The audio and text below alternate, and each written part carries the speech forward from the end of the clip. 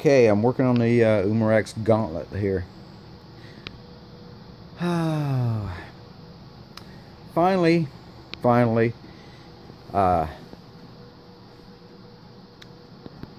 thanks to Airgun Nation forum member, Heavy Impact. I'll just give that name because I don't know if he wants his real name, but either way, he had sent me some baffles and an air stripper and how to put them in. Ones he probably made, but either way, there's the old one that I took off, and of course I could probably get in light. Yeah, you can see the crack.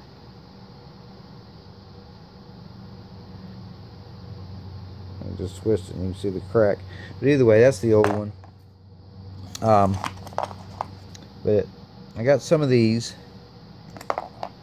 and a new air stripper, and it fits the shroud perfect. It lines the barrel. It works great. It really does. Everything's real snug and tight in there. But now we are on the regulator. I've already taken this off, and I'm gonna tell you what, I'll be honest with you, I do not like degassing this thing. Okay, the book says, I guess you have to be upside down or something. Well, it don't matter. The book says you're supposed to go in this way, put this thing in here, and turn it clockwise, and it'll degas it. It doesn't work for this gun. You got to put it in there, and you got to turn it counterclockwise, and you got to fight and fumble around, and I don't know what it's hitting in there to try to find the little piece that'll release the air. It's really it's a pain, to be honest with you. And it slips off of it, you know, trying to get it. But either way, I know I'm supposed to be showing it, but yeah, that's a pain getting this thing degassed. So either way, I took it apart. What I use? Oh yeah, 3/32.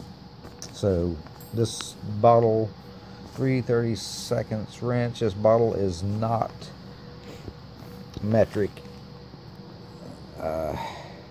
As far as those go, anyway. But yeah, what I'm gonna have to do is there's a shim down in there. Actually, I've got to check that and see what size. I don't know. Actually, I'm just gonna pull it out.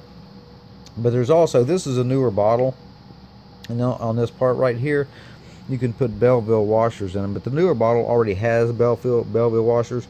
They used to have a spring, so you don't have to mess with it. You see the washers inside there. If you take this piece out, well, I guess I can do that real quick. I've already had it out and back in. But anyway, there's configuration. Now I'm gonna leave it in. I'm not it pop back in. There we go. But either way, so you really don't have to mess with that with this 25 caliber, because I guess is on the older bottles they had a spring in it. Anyway, right here, Heavy Impact sent me these as well. He also sent me the Belleville washers, which I don't have to do that. He was thinking of 22, but and the thickness of them. So what I've got to do is try it. I'm just going to go ahead and pull that one out because I don't know the size, and I don't have a caliper or micrometer to check anything. But yeah, I'm just going to pull that one out. I got a little pick here.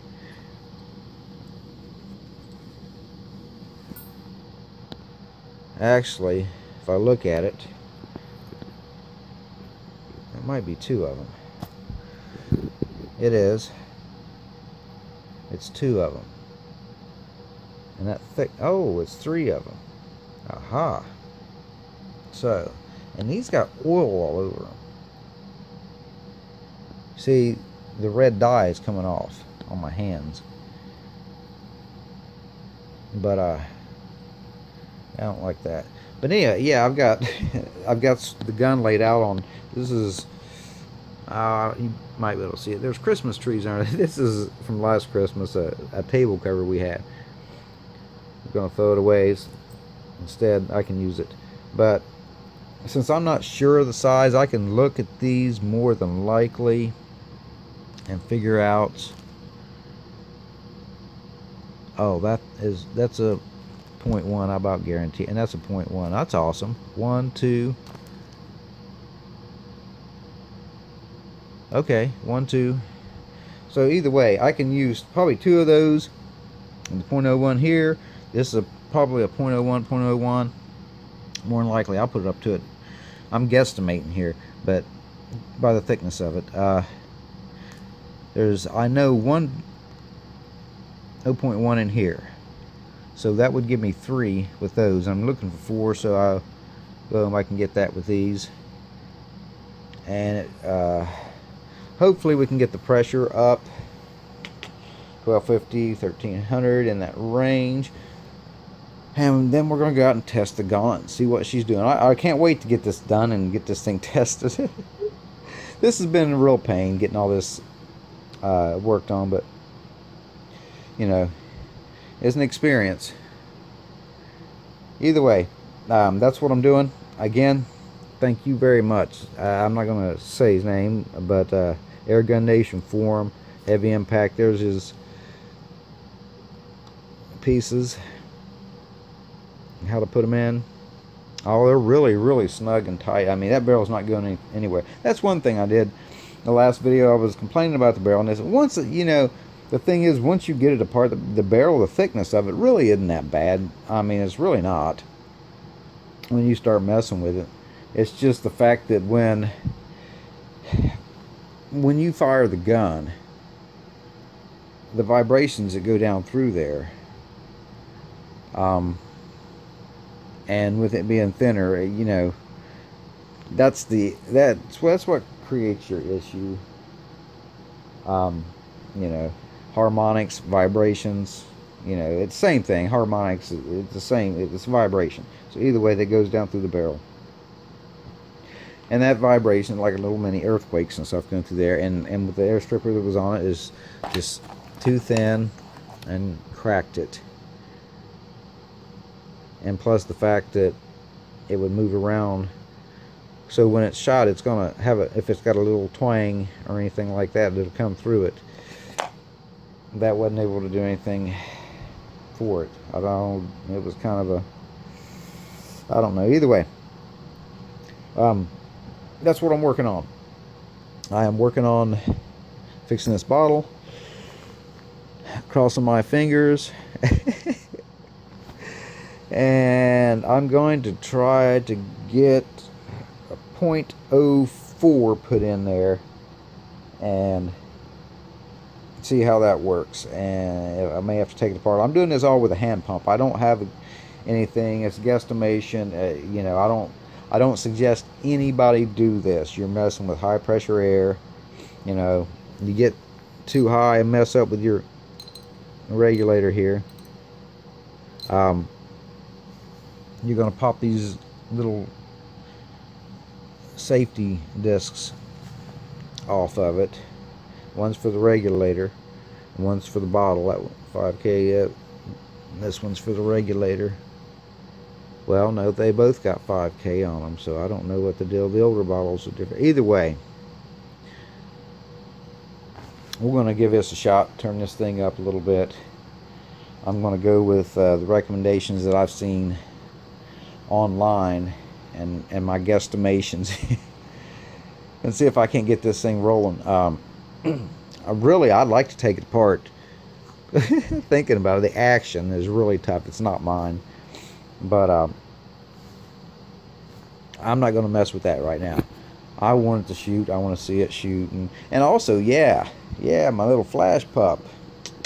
I got me some new pellets. I'll have to go over that later, but yeah. Either way, that's that. Oh wow, I just done a whole video and wasn't on record. Ain't that wonderful? Anyway, I'm out here trying to test the Gauntlet. I have taken the regulator apart, shimmed it up the way people say, put baffles in it. The baffles work fantastic. It's so quiet it sounds like it's broken. The fastest speed I have gotten now, after doing the 0.4 or 0.04 shims that people were saying that worked real well, fastest I got was 829, and it's still running at 800 to 818. So I'm tweaking on it. I don't know. I'm gonna go ahead and run my Flashpup over the chronograph too. I've got it set about 860, something like that. I might turn it up a little bit. I don't know. I'm getting 3 magazines out. I don't mind the 2, and I've never run the AT-44. But anyway, I want to talk about which I already done a video on, but I'm redoing it again. The inaccuracy. I'm using JSB 25.39 grain, and this 25.39 grain. You've got to look here. I'm only 25 yards away. This is the worst accuracy. I don't know if the crown is messed up on this or what's going on with it, but let me show you. Shooting at the target. 1, 2. I'm shooting at this top dot. Look up here. 3, 4 of them hit my building, or 2 of them hit my building. That one I don't know, unless it's hit something else. But those are holes in the building, and the others hit down here. 5, 6, 7, 8, something like that. On this lower box, I have 2 boxes set up here. Crazy. So I don't know. The crown's probably got to be fixed and everything else. But yeah, it's just right there. I'm 25 yards away. So it looks like some work's gonna have to be done. I don't know what to do now. I've done what everybody says to do. So I guess I'm gonna sit out here and play it around. I'm gonna rip this gun back down again, reshim it again, see what I can come up with. I'm trying to push it up, you know, 880, 900, and that anywhere in that range would be good. But my goodness, I can't. 829 is the highest I've ever seen out of it. So we'll see what happens.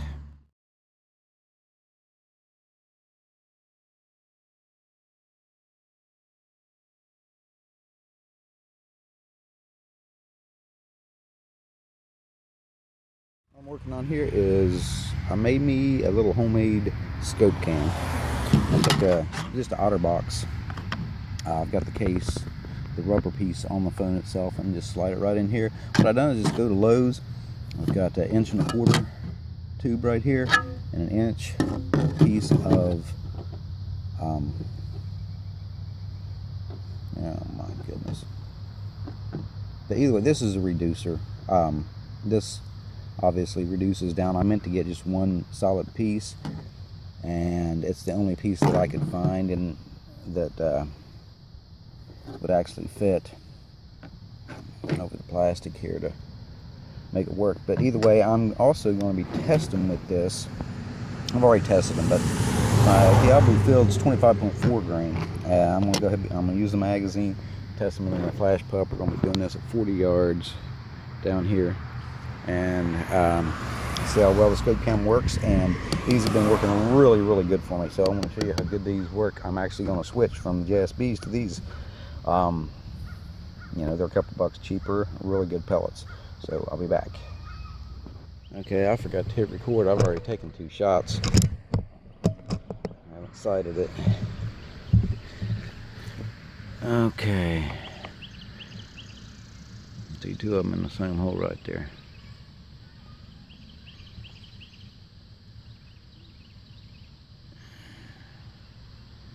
Gun it. If I, come on now. Ah.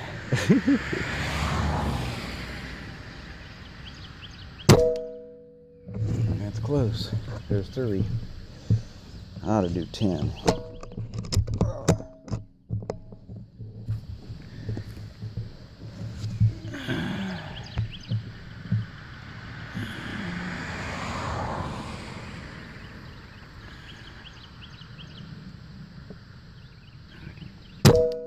Pulled that.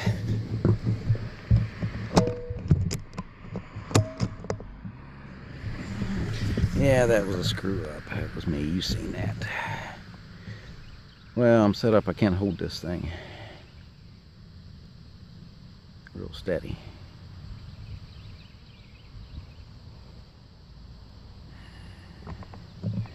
Kind of lighten my trigger up too.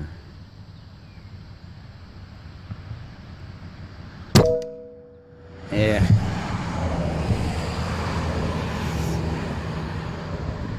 Alright.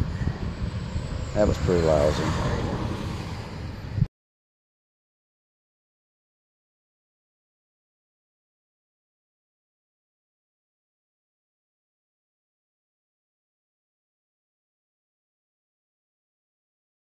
So here we are, we got a guinea. Killing the baby chickens, we had to put her down. Out some flash pup.